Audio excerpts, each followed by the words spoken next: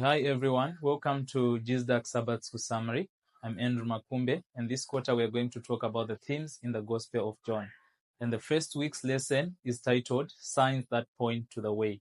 Our memory text is coming from John chapter 20, from verse 30 to verse 31, which reads, Jesus performed many other signs in the presence of his disciples, which are not recorded in this book, but these are written that you may believe that Jesus is the Messiah and the Son of God, and that by believing you may have life in his name. In this week's lesson, we'll answer the important questions from the book of John. The first one, which is, why did John write this gospel? The second one, which is, why did he choose specific miracles and not all of them? The answer will be found in this week's lesson.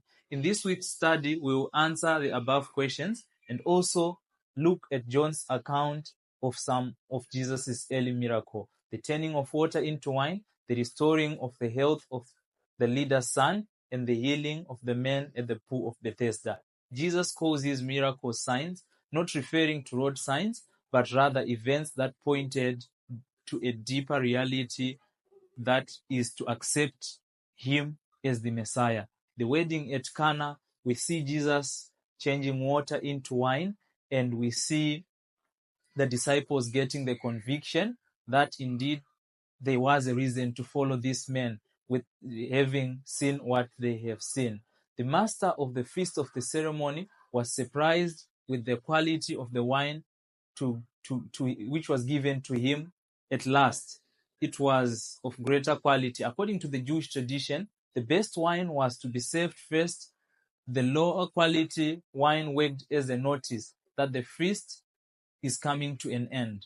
When you invite Jesus to your feast, the quality of wine increases throughout. What are your reasons for following Jesus? Many people have different reasons for following Jesus. And in this week's quarter, we will look at several reasons why people may follow Christ and the good reasons for following Christ. The second miracle that Jesus performed in Galilee is the healing of the son of the leader. John recorded his second miracle in Galilee for a purpose. It is important to note that miracles themselves do not prove that Jesus was the Messiah, because in history, people had performed miracles and some were prophets. Miracles only prove the existence of the supernatural. Satan can also perform miracles, and it is important to test the spirit before we believe. The miracle at Bethesda, we find a man who had been sick for a long time. He had been looking for healing in the wrong place. On that day, the maker of man and the human physiology was standing in front of him, but he was still looking for the one to push him inside. Jesus did not ask the man to exercise his faith, but asked him to rise up and take up his mat and walk. When you meet Jesus, you can be able to carry that which used to carry you. Jesus met the same man later in the temple and told him to sin no more.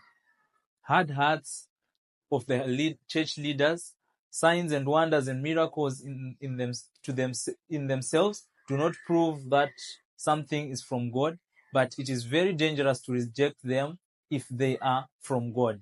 Jesus claims that he is the Messiah.